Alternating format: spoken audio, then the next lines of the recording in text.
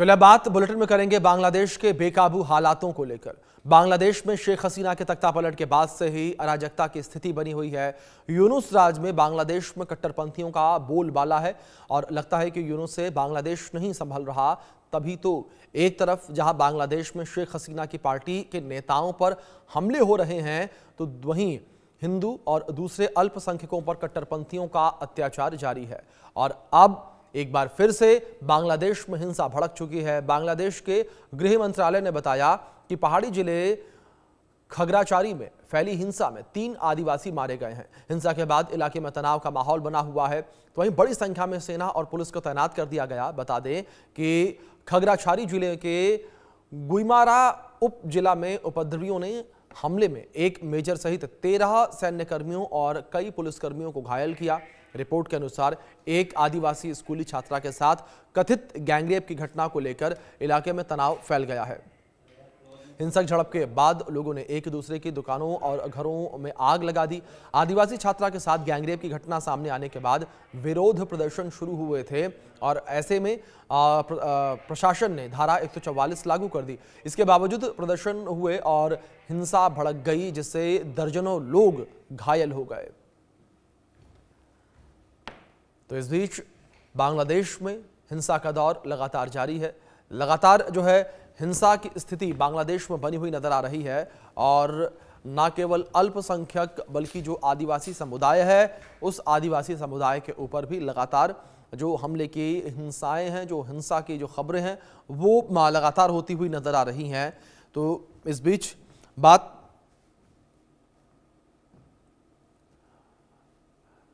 मोहम्मद यूनुस को लेकर लगातार कई सारे सवाल जो हैं वो उठते हुए नजर आ रहे हैं और मोहम्मद यूनुस जिस तरीके से लगातार चीज़ों को सेटल करने की बातें करते नजर आ रहे हैं, लेकिन कुछ भी चीज़ें सही करते नजर वो नहीं आ रहे। ग्राफिक्स के माध्यम से कुछ जानकारी आप तक पहुंचाते हैं। बांग्लादेश में खगराचारी में हिंसा हुई है, जहां बांग्लादेश में फिर से हिंसा भड़क गई है और बांग्लादेश में फिर जिस तरीके से हिंसा भड़की है, तो यहाँ पर खगराचारी में फैली हिंसा में 3 आदिवासी जो है मारे गए।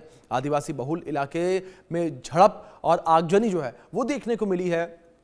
छात्रा से रेप के बाद बांग्लादेश में एक बार फिर से हिंसा भड़क गई है। एक मेजर सहित 13 सैन्यकर्मी और कई पुलिसकर्मियों के घायल होने की खबर जो है वो भी निकलकर सामने आई है। तो बवाल की स्थिति लगातार बनी हुई है। हिंसा के बाद इलाके में तनाव बना हुआ है।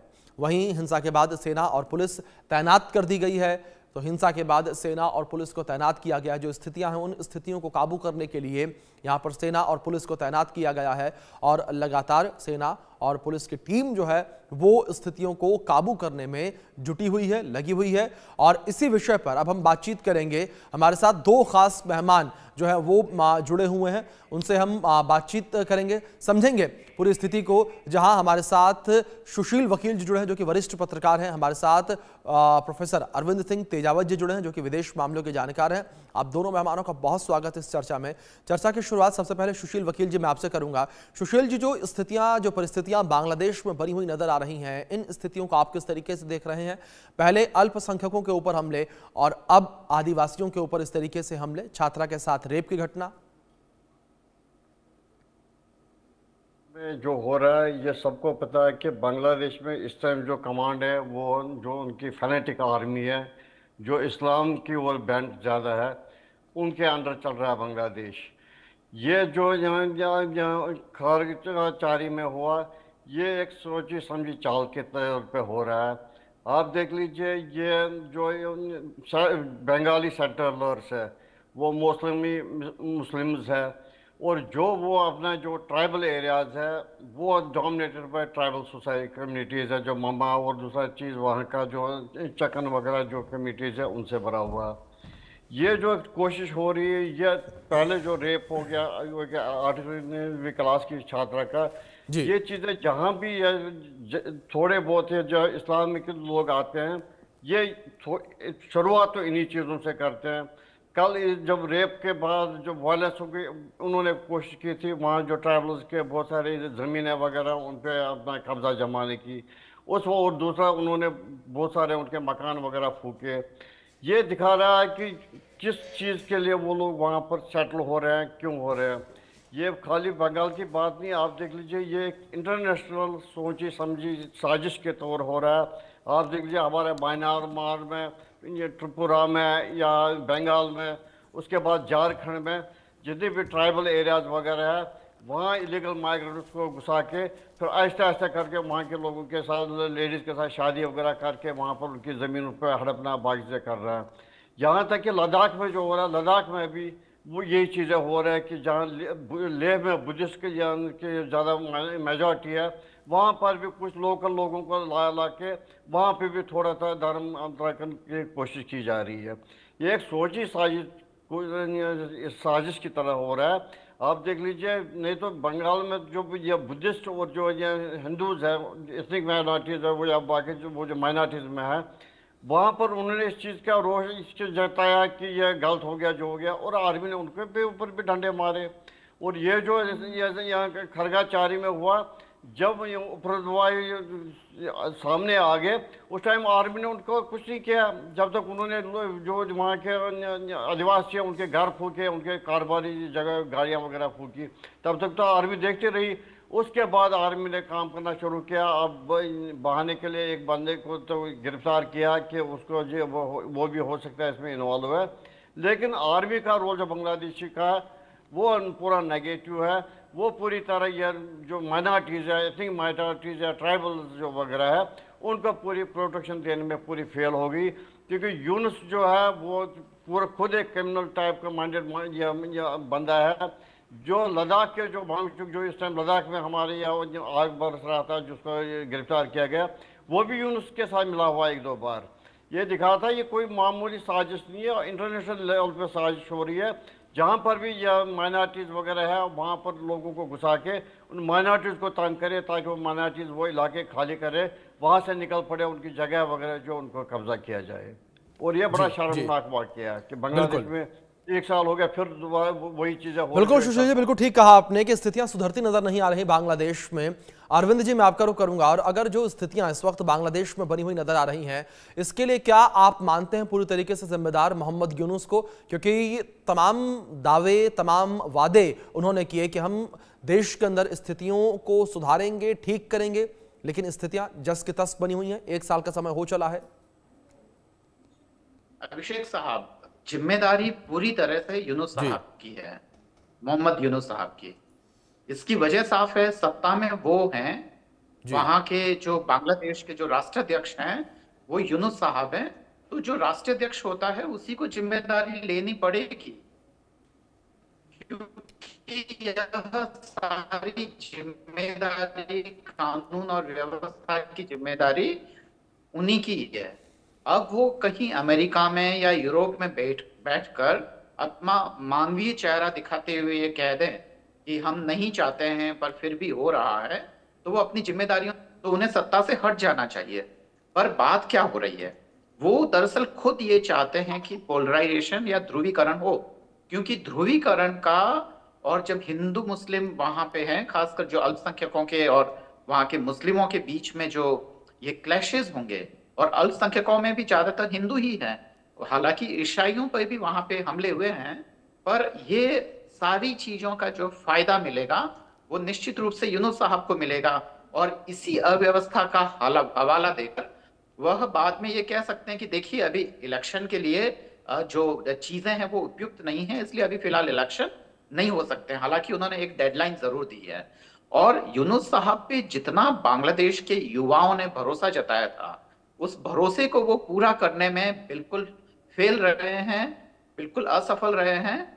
और हुआ ये कि जो पहले मूवमेंट जो प्रोग्रेसिव लोगों के हाथ में था, जो स्टूडेंट थे, जो परिवर्तन चाहते थे, एक जो नई व्यवस्था चाहते थे, और उन्होंने एक नोबेल लॉरिएट पे भरोसा किया, पर वो नोबेल लॉरिएट बिल्कुल ही असक्षम व्यक्ति निकले, और उन्होंने ये पूरी की पूरी जो ताकत है वो वहां कठ मुल्लाओं के हाथ में सौंप दी, उन लोगों के हाथ में सौंप दी जो कट्टरपंथी थे। और हम जानते हैं कि वो जो कट्टरपंथी थे वो उसको तालिबान बनाना चाहते हैं, अफगानिस्तान की तरह वहां पे सत्ता चलाना चाहते हैं, उनके एजेंडे में साफ साफ लिखा हुआ है।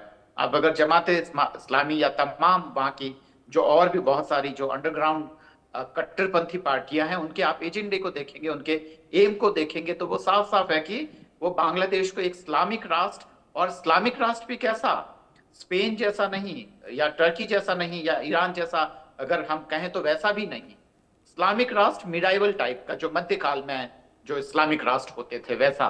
और यह सब इतिहास, भले ही ये अभी यूनुस साहब भले ही अपनी जिम्मेदारियों से मुंह मोड़ ले, पर इतिहास उनको अपनी जिम्मेदारियों से मुंह मोड़ने नहीं देगा अभिषेक साहब। जी बिल्कुल बिल्कुल। सुशील जी, दूसरी ओर अगर जो बांग्लादेश के इस वक्त जो हालात बने हुए हैं, इन हालातों को अगर हम देखें, क्या इन हालातों के बीच सुशील जी आपको लगता है कि जो चुनाव की बात कही जा रही है, अगले साल फरवरी के आसपास चुनाव होने हैं, वो चुनाव हो पाएंगे? क्योंकि संशय की स्थिति लगातार बनी हुई है बांग्लादेश के ऊपर, मोहम्मद यूनुस के ऊपर। अभी तक अभिषेक जी जो देखा जा रहा है कि ऐसा लग रहा है कि यूनुस जो अपना जो शासन है वो खोना नहीं चाहते हैं, वो इसको थोड़ा थोड़ा बढ़ाना चाहते हैं ताकि उसको और राज करने का और मौका मिले। क्योंकि जो पावर है वो ऐसी चीज़ है, एक बार किसी के हाथ में आई उसको छोड़ने के दिल ही नहीं करता है। अभी यह देखना है आपकी बांग्लादेश के जो आर्मी है वो किस हक में होगी। अगर क्योंकि इस टाइम जो बांग्लादेश में यूनुस साहब खाली एक ये जो है कठपुतली है आर्मी के हाथ में, उसके हाथ में कुछ नहीं है, वहाँ पर जो करता है वो आर्मी करती है। इसलिए हमें वेट एंड वॉच करना पड़ेगा कि बांग्लादेश की आर्मी क्या रुख लेती है।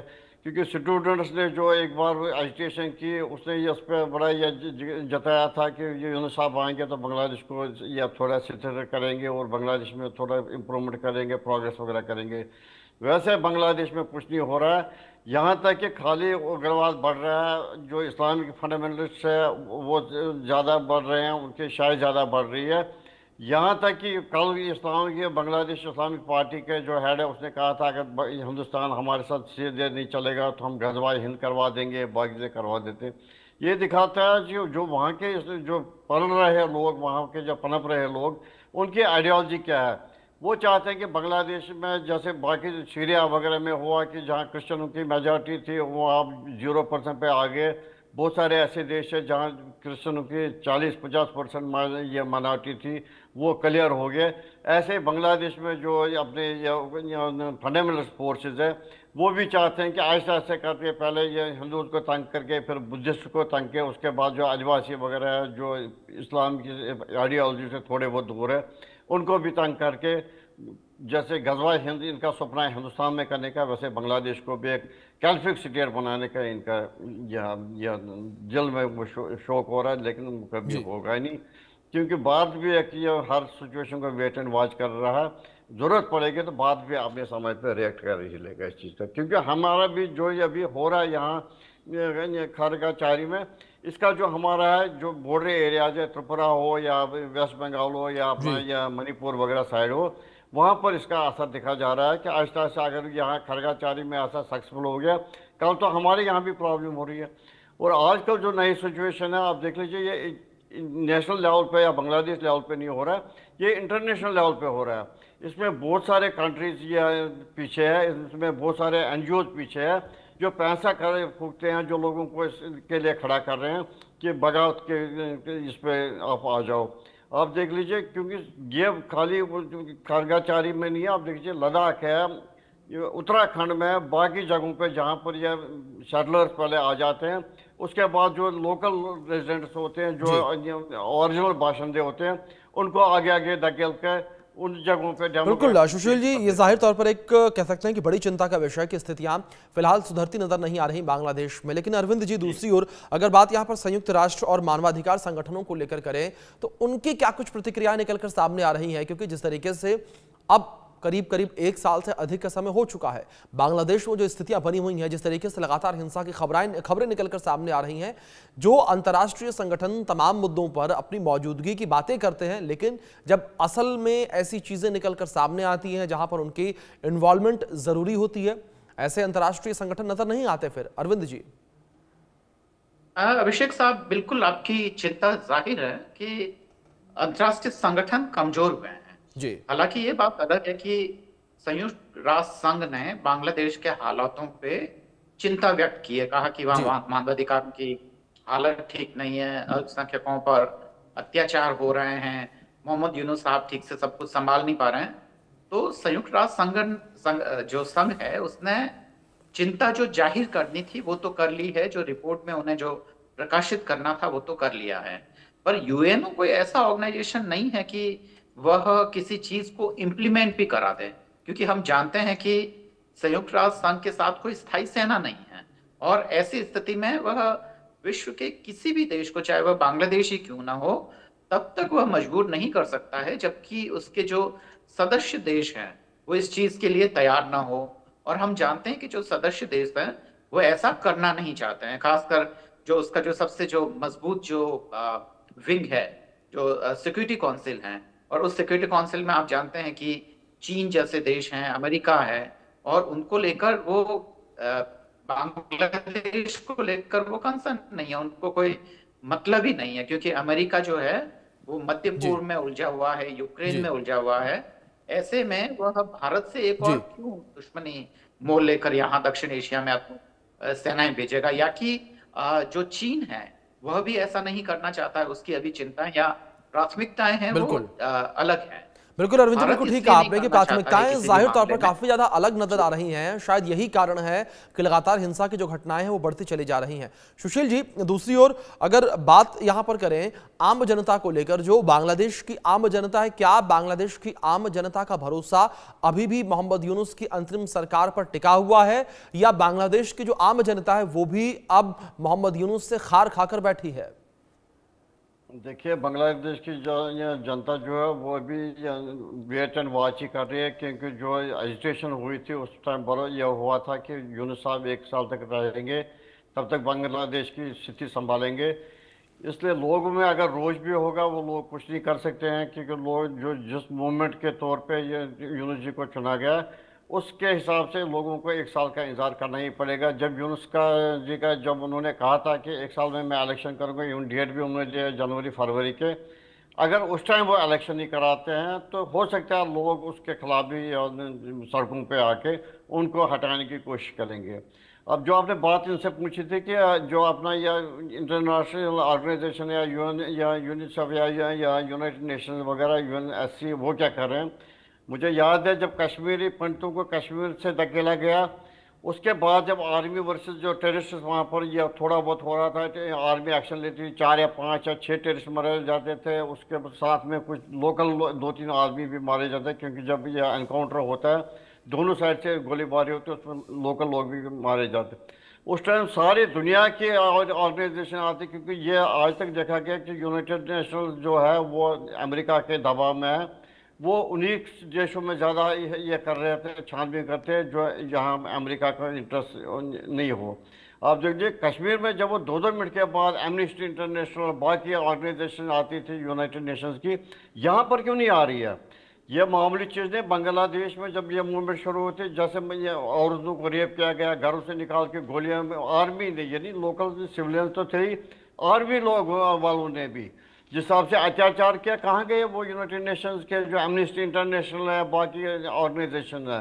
ये पूरी तरह दिखाता कि वन साइडेड है, जहाँ पर उनको करना है वहाँ नहीं करते हैं, जहाँ नहीं करना है वहीं पर कर देते हैं।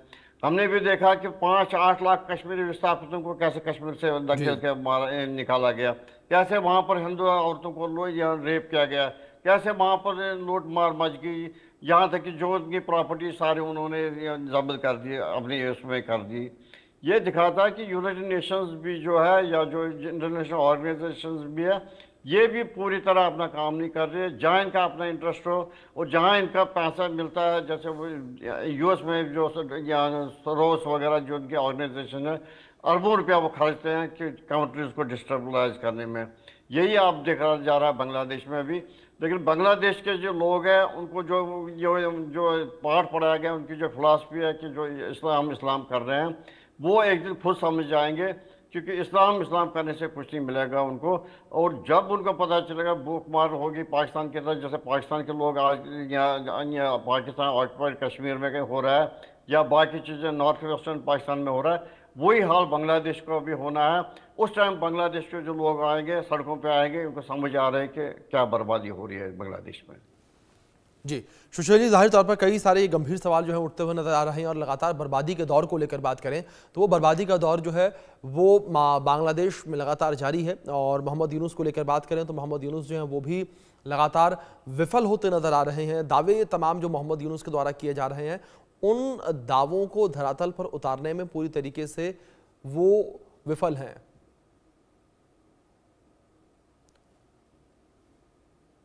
हेलो जी अरविंद जी, मैं रुक करूंगा आपका। जी मेरे से पूछ रहे हैं?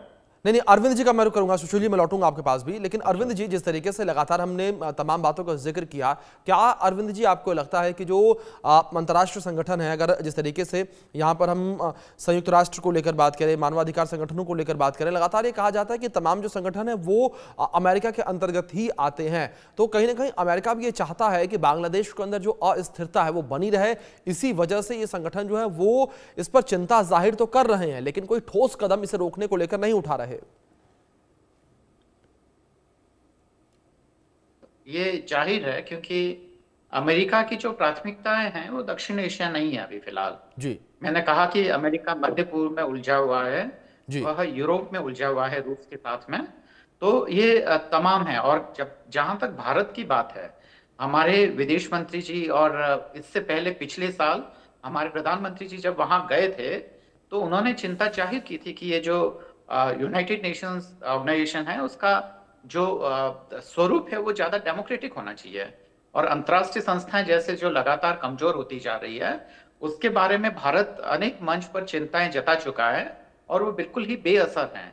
और हम जानते हैं कि जब ये अंतर्राष्ट्रीय संस्थाएं जब जब कमजोर हुई है तब तक युद्ध की त्रासदी बहुत तेजी से बढ़ी है। जब यूनाइटेड नेशंस जब असफल रहा तो हमने देखा कि जो सेकंड वर्ल्ड वॉर हुआ, और जब यह यूनाइटेड नेशंस ऑर्गेनाइजेशन जब असफल हो रहा है तो हम देख रहे हैं कि बहुत ही पूरे विश्व में तेजी से युद्ध बढ़े हैं, चाहे वो यूक्रेन की लड़ाई हो या गाजा पट्टी पे इजराइल का हमला हो। अगर ये संगठन मजबूत होते तो विश्व में शांति रहती, तो उनसे उम्मीदें करना ही ठीक नहीं है। भारत ने भी चिंताएं जताई है, पर बात यह है कि दक्षिण एशिया में एक खास तरीके का असंतोष भी है। और आपने ठीक फरमाया कि अमेरिकन डीप स्टेट का क्या रोल रहा है, इसके बारे में जो शेख हसीना जो है उनके जो नवाबजादे हैं उन्होंने भी कहा है कि अमेरिकन डीप स्टेट की भूमिका रही है, एक इंटरव्यू में उन्होंने बोला है। अब ये कितना है और जायना तौर पे सच ही होगा क्योंकि अमेरिकन इंटरेस्ट वहां पे थे कुछ,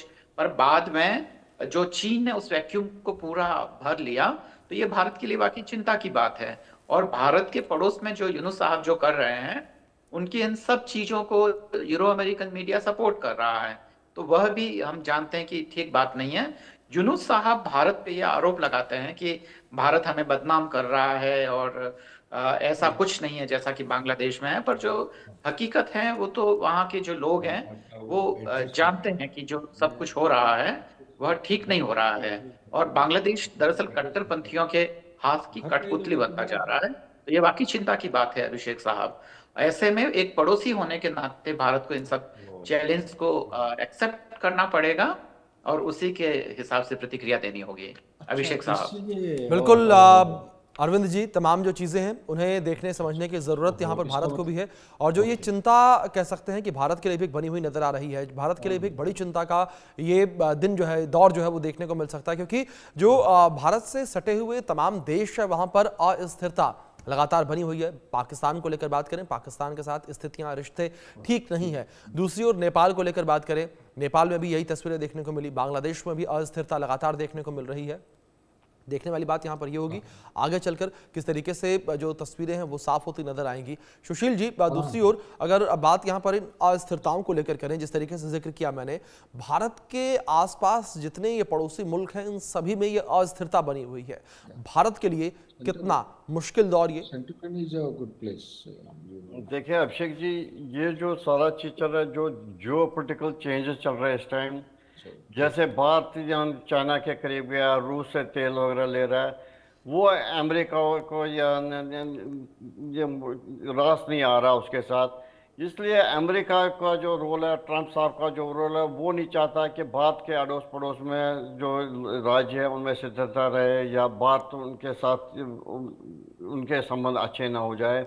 इसलिए इस टाइम जो भी यह खेल हो रहे हैं, जैसे लद्दाख का मूवमेंट चल रहा है, या बांग्लादेश में जो हो रहा है, या नेपाल में हो गया, या जो दूसरे अलाइनमेंट आप, या परसों भी अपना शहबाज शरीफ और आर्मी चीफ आसिम मुनीर साहब अमेरिका गए थे, वहाँ पर 2-3 मीटिंगें कर दी ट्रंप साहब के साथ। इसलिए ये बात के लिए बड़ा मुश्किल दौर है, क्योंकि इस टाइम बात को तो बड़ा संभल के रहना पड़ेगा, क्योंकि हो सकता है ट्रंप साहब फिर उसका बात को कुछ एक्शन लेने पे, नहीं तो जैसे बिल्कुल आशीष जी, जाहिर तौर पर एक्शन लेने की जरूरत यहाँ पर। लेकिन अरविंद जी, एक छोटा सा रिएक्शन मैं आपसे यहाँ पर ये भी चाहूंगा कि क्या आपको लगता है अरविंद जी कि जो बांग्लादेश की जनता है वही अब मोहम्मद यूनुस को भी हटाने का काम करेगी? बिल्कुल, जनता में बहुत ताकत होती है जी। हमने श्रीलंका में देखा, नेपाल में देखा, बांग्लादेश में देखा।